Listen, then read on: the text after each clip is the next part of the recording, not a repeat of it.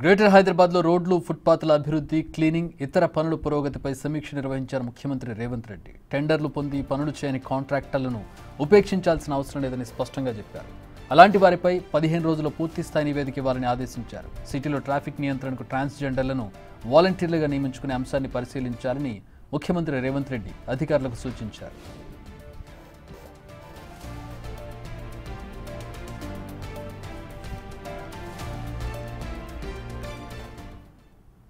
Right, మా deputy bureau chief Sadiq join అవుతున్నారు. దీనికి సంబంధించి సాదిక్. చక్రి జిహెచ్ఎంసీ పరిధిలో ఉన్నటువంటి రోడ్లు, ఫుట్పాత్ల అభివృద్ధితో పాటుగా క్లీనింగ్ పనులు పురోగతి పైన ముఖ్యమంత్రి రేవంత్ రెడ్డి ఫోకస్ పెట్టడం జరిగింది. ఎందుకంటే ఎంవియుడి అంటే మున్సిపల్ డెవలప్మెంట్, అర్బన్ డెవలప్మెంట్ అంతా కూడా ముఖ్యమంత్రి రేవంత్ రెడ్డి దగ్గర శాఖ ఉన్న నేపథ్యంలో దానికి సంబంధించిన దానిపైన కూడా పూర్తి స్థాయిలో కూడా దాన్ని గాడిలో పెట్టే ప్రయత్నం చేస్తా ఉన్నారు.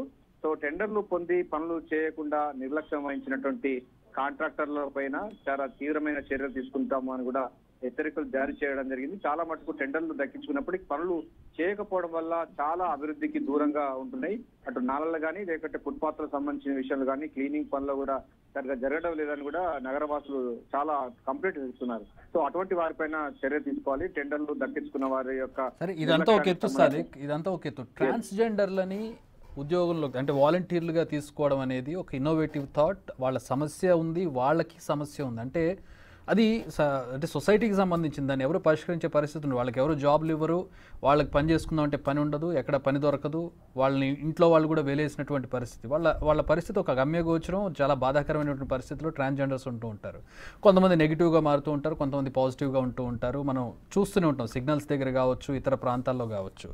వాళ్ళకి వాలంటీర్లుగా తీసుకొని వాళ్ళని ట్రాఫిక్ నియంత్రణకు వాళ్ళని హెల్ప్ తీసుకునే పరిస్థితి ఏంటి అంటే ఈ థాట్ ఎక్కడి నుంచి వచ్చింది, దీన్ని ఎట్లా ఇంప్లిమెంట్ చేయబోతున్నారు? చక్రి, ఇది వండర్ఫుల్ సంబంధించిన ఐడియా అని చెప్పొచ్చు. అంతేకాకుండా ఒక మానవీయమైనటువంటి కోణానికి ఇది ఒక మచ్చుతో చెప్పొచ్చు. ఎందుకంటే ముఖ్యమంత్రి రేవంత్ రెడ్డి ఈ ట్రాన్స్జెండర్ల పైన కూడా పూర్తి స్థాయిలో అయితే వారికి ఏదో రకంగా ఉపాధి కల్పించాలి. ఎందుకంటే బెగ్గింగ్ కు అలవాటు పడ్డారు. వాళ్ళు కూడా సమాజంలో వాళ్ళు కూడా పౌరులుగా ఉండాలని కూడా భావిస్తున్నారు. మొదటి నుంచి చెప్పేవారు. సో ట్రాన్స్జెండర్ సంబంధించిన వారు కూడా ఉపాధి అవకాశాలు లేక కుటుంబ చీత్కారానికి గురవు, సమాజంలో వారికి సరైన ప్లేస్ లేదు కనుక హోంగార్డుల తరహాలో వారు కూడా శిక్షణ తరహా ఇప్పించేసి వారు కూడా ఉపాధి అవకాశాలకు ఉండే విధంగా ఉండాలి. అప్పుడు ఆత్మగౌరవంగా నిలబడాలన్నది, ఆత్మగౌరవంగా జీవించాలన్నది ముఖ్యమంత్రి రేవంత్ రెడ్డి లక్ష్యం. ఎందుకంటే రాష్ట్రంలో చాలా మంది ట్రాన్స్జెండర్లు ఊర్లలో బతకలేక ఊర్లలో చీత్కారాలకు లోనైన వాళ్ళు చాలా దారుణంగా ఉండదు. ఊరు పక్కన పెడితే అసలు ఇంట్లో వాళ్ళే వాళ్ళని పట్టించుకోరు. ఇంట్లో వాళ్ళే వాళ్ళని చూడడం, వాళ్ళని ఇంట్లో ఉంచుకోవడమే చిన్నతనంగా భావించి ఇంట్లోంచి పంపించేస్తారు. అందుకే వాళ్ళంతా ఒక దగ్గర జమ అయ్యి ఒక రూమ్ తీసుకుని ఉంటూ ఉంటారు వాళ్ళు. అందుకోసమే చక్రి, అందుకోసం చాలా మంది ఆ ప్రాంతాల్లో విడిచిపెట్టి హైదరాబాద్ కు వాళ్ళు మైగ్రేట్ అయిన సందర్భం ఉంది. సో హైదరాబాద్ కు వచ్చిన తర్వాత వాళ్ళకు ఆల్టర్నేట్ గా రెండు అంశాలు, ఒకటి బెగ్గింగ్ చేయడం, రెండవది ప్రాస్టిట్యూట్ చేయడం. ఈ రెండు కూడా సమాజంలో చాలా మరింత చీత్కారాలకు గురవుతున్న పరిస్థితి ఉంది. సో వారిని ఏదో రకంగా వారికి ఉపాధి కల్పించాలి, వాళ్ళకి ఆత్మగౌరవంగా నిలబడాలి, వారు కూడా ఉద్యోగాలు చేయాలి. ఎందుకంటే సమాజంలో ఇదొక సంబంధించినటువంటి థర్డ్ జెండర్ గా ఉన్నటువంటి వాళ్ళకు కూడా ఆత్మగౌరవం ఉండాలన్నది ముఖ్యమంత్రి రేవంత్ రెడ్డి లక్ష్యం. ఆయన కూడా చాలా మానవీయ కోణంగా చూస్తూ ఉన్నారు. సో వారికి కూడా హోంగార్డ్ తరహాలో శిక్షణ ఇప్పించి ఈ ట్రాఫిక్ సంబంధించిన నియంత్రణలో వారిని కూడా భాగస్వాములు చేయాలి. ఎందుకంటే ట్రాన్స్జెండర్స్ సంబంధించిన వాళ్ళు అన్ని రంగాల్లో ఉన్నారు. మీడియా రంగంలో కొంతమంది పనిచేశారు, ఆ ప్రయోగం జరిగింది. సో కొంచెం కార్పొరేట్ సంబంధించిన సంస్థలు కూడా కొంత ప్రయత్నం జరుగుతూ ఉంది. సో ఇప్పుడిప్పుడే అవేర్నెస్ వస్తుంది. హైదరాబాద్ సిటీలో కల్చర్ పెరుగుతున్న నేపథ్యంలో సో వారి యొక్క సేవలు కూడా ఉపయోగించుకుంటారు. వాళ్ళకి సమస్య ఉండడమే కాదు సాదిక్, వాళ్ళు కూడా సమస్య అవుతున్నటువంటి పరిస్థితి. ఇప్పుడు సిగ్నల్స్ దగ్గర వాళ్ళు అడుక్కునే పరిస్థితి కావచ్చు, లేదంటే రైల్వేల్లో వాళ్ళు ఒక్కోసారి అంటే ఫ్రస్ట్రేషన్కి లోనై వాళ్ళకి ఏమి తినడానికి తిండి లేక డబ్బులు దొరక్క అవతల వాళ్ళ మీద దాడి చేసినటువంటి సందర్భం కావచ్చు. మనం ఇప్పుడు కొన్ని ఏరియాల్లో నైట్ టైం 9-9:30కి వెళ్తుంటే కూడా ట్రాన్స్జెండర్గా పూర్తిగా మారిపోయి చీరలు కట్టుకొని అక్కడ ప్రాస్టిట్యూషన్ చేస్తూ రోడ్లకు అడ్డంగా నిలబడే ఇది ఒక సమస్య.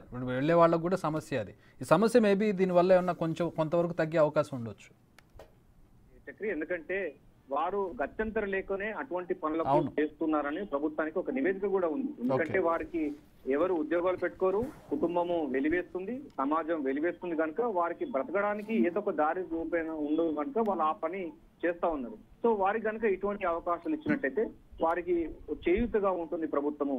అంటే ముఖ్యమంత్రి రేవంత్ రెడ్డి మొదటి చక్రి ఒక చాలా పెద్ద అంశాన్ని కూడా చెప్తూ ఉన్నారు. సో ఆ పన్నులకు హస్తం ఇచ్చే లక్ష్యంగా ప్రభుత్వాలు పనిచేయాలి. అంటే నిర్భాగ్యులకు పక్షాన ప్రభుత్వం ఉండాలి. వెల్ఫేర్ స్కీమ్స్ కూడా ఎవరికైతే నీడ్ పర్సన్స్ ఉంటారో నీడ్ పర్సన్స్ కే ఈ సంక్షేమ పథకాలు అందాలన్నది ప్రధానమైన లక్ష్యం. వీరు కూడా చాలా మటుకు మీరు చెప్పినట్టుగా ట్రాన్స్జెండర్స్ అనే వాళ్ళు సమాజంలో వారికి గుర్తింపు లేదు, కుటుంబంలో గుర్తింపు లేదు, బయట ఉద్యోగాలు చేస్తుంటే అక్కడ ఉద్యోగం లేదు కనుక ప్రభుత్వం ఇట్లాంటి నిర్భాగ్యులను ఆదుకోవాలి, వారికి ఉపాధి అవకాశాలు చూపించాలి. అది ఎట్లా ఉపయోగించుకోవాలి దానిపైన ఉన్నారు కనుక ఆల్రెడీ చాలా మంది ఈ ట్రాన్స్జెండర్స్ ట్రాఫిక్ సిగ్నల్ దగ్గర బెగ్గింగ్ చేస్తుంటారు కనుక వారి కనుక శిక్షణ ఇచ్చినట్టే ట్రాఫిక్ కు సంబంధించి దాంట్లో కూడా వాళ్ళు భాగస్వాములు అవుతారు. వాళ్ళు కూడా చాలా వ్యతిరేకాలు లేకుండా వాళ్ళు కూడా పనిచేస్తారు, ఆత్మగౌరవంగా ఉంటుంది. సో హోంగార్డ్ తరహా మనకు ఆల్రెడీ ఒకటి పేరుకి సాదిక్ వాళ్ళ పేరుకి థర్డ్ జెండర్ అనే కానీ ఆలోచన విధానం కానీ వాళ్ళు అంటే శారీరక పటుత్వం కానీ దాదాపుగా మగవాళ్ళకి దగ్గరగా ఉంటాయి. కొంచెం ట్రైన్ చేస్తే వాళ్ళను కూడా కన్స్ట్రక్టివ్గా వాడుకోవచ్చు ఏ పనిలో అయినా సరే. సొసైటీలో ఉండేటటువంటి ట్యాబు అంటే వాళ్ళ మీద ఉండేటువంటి చిన్న చూపు కావచ్చు, వాళ్ళ పట్ల ఉండేటటువంటి ఒక ఏహ్యభావం కావచ్చు, దీన్ని వాళ్ళ పనులకి కానీ ఇతర అంశాలకు దూరం పెట్టడం, వాళ్ళు అట్లా తయారవడం జరుగుతుంటుంది. శారీరకంగా మానసికంగా వాళ్ళు కూడా అందరిలాగే ఉంటారు సాధారణంగా. ఎగ్జాక్ట్లీ చక్రి. ఎందుకంటే సైన్యంలో కూడా వీరి సేవలో వినియోగించుకోవాలని కూడా ప్రపోజల్ కూడా మనకు ఉన్న విషయం తెలిసిందే. సో సైన్యంలో కూడా ఈ ట్రాన్స్జెండర్స్ ను తీసుకోవాలని కూడా ప్రపోజల్ నడుతుంది. ఒక రెజిమెంట్ కూడా ఏర్పాటు చేయాలని కూడా కేంద్ర హోంశాఖ కూడా చేస్తా ఉంది. సో చాలా మట్టుకు అవేర్నెస్ వచ్చింది, ప్రభుత్వాలు కూడా వీరిపైన దృష్టి సారించింది. వీళ్ళను ఏదో రకంగా సమాజంలో అట్టడుగు ఉన్నటువంటి వాళ్ళు, తీర్కారులకు గురైన వాళ్ళందరూ కూడా అభ్యున్నతి తీసుకొచ్చే లక్ష్యంగా ప్రభుత్వాలు పనిచేస్తా ఉన్నాయి. ముఖ్యమంత్రి రేవంత్ రెడ్డి దేశంలో మొదటిసారి అనుకుంటా, అంటే ఇఫ్ ఐఎమ్ నాట్ రాంగ్, ఇలాంటి నిర్ణయం ఒక ప్రభుత్వం తీసుకోవడం. ఇది నిజంగా అంతే నీ ముందు చెప్పినట్టుగా ఇది ఒక మానవీయ కోణంలో ముఖ్యమంత్రి రేవంత్ రెడ్డి తీసుకున్న నిర్ణయం ఇది. ఎందుకంటే వాళ్ళకి ఎవరు లేరు అన్నప్పుడు అటువంటి నిర్భాగ్యులకు ప్రభుత్వం ఉంది, రేవంత్ రెడ్డి సర్కారు ఉందన్నట్టు ఒక భరోసా ఇవ్వాలనే లక్ష్యంగా ఉండబోతున్నారు. మనకు మొన్న ఇటీవల భారీ వర్షాల కారణంగా 3-4 జిల్లాలు చాలా ఛిద్రం అయిపోతే ముఖ్యమంత్రి స్వయంగా వెళ్ళి 2 రోజుల పాటు అక్కడే ఉన్నటువంటి పరిస్థితి ఉంటుంది. నేను ఉన్నాను అన్నటువంటి ఒక భరోసా ఇచ్చి వారికి అందరికి కూడా చాలా కడుపులో పెట్టుకొని ప్రభుత్వం మీకు అండగా ఉంటుంది, అధైర్యపడద్దని గొప్ప ఉన్నత ధైర్యం ఇచ్చే సందర్భం చూసాం.